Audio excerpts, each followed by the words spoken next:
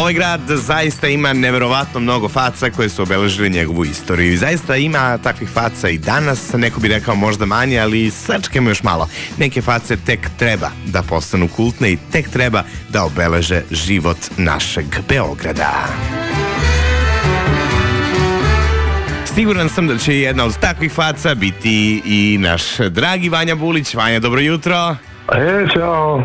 Vanja Bulić je inače autor knjige Šmekeri, koja govori baš o velikim facama grada Beograda. Vukotić Medija izdala knjigu i zaista knjiga je nešto što bi ti itekako dobro prijelo tokom ovih hladnih zimskih dana. Pa Vanja, ko su to beogradski šmekeri? Kogod razgovaraš na 20 likova da se ponavlja, svako ima drugačije mišljenje o tome ko je šmeker, šta je šmeker, znaš.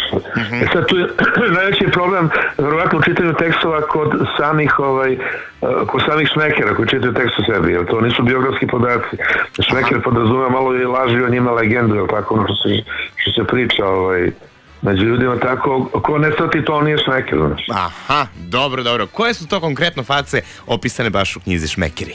Pa neki su prvo, evo, od ovih mrtvih veršo živih su Gaga Nikolić, Prele, Tirke, Zoran Radmilović, Momo Kapor, što su neizbežni, su stvarno veliki su ljudi bili. Od živih, naravno, od narodnjaka jedino je Tozovac, koji je stvarno šmeker. Imaš naravno Đokovića, Boba Živojinović, vratno kad bi mu sabrao vratno šmeker od svih veći, kad bude ti pročitaš onda Zdravko Šotra, mislim da nema veći šmeker, nek krene samo Nikica Marinović, pa tu je i od ugostitelja Mikija, recimo Vlaksi Sinđelića, koji je šmeker neviđen i tako. Dakle, ima i malo više poznatih i malo manje poznatih, makar ovako široj javnosti. Vanja, pretpostavljam da postoji neki sportisti, jel tako, osim naravno Bobe? Imaš Dule Savić isto od fudbala, Moka Slavnić, naravno, Paspalj i tako.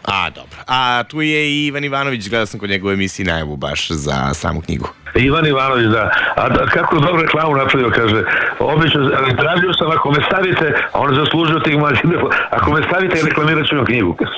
Eto.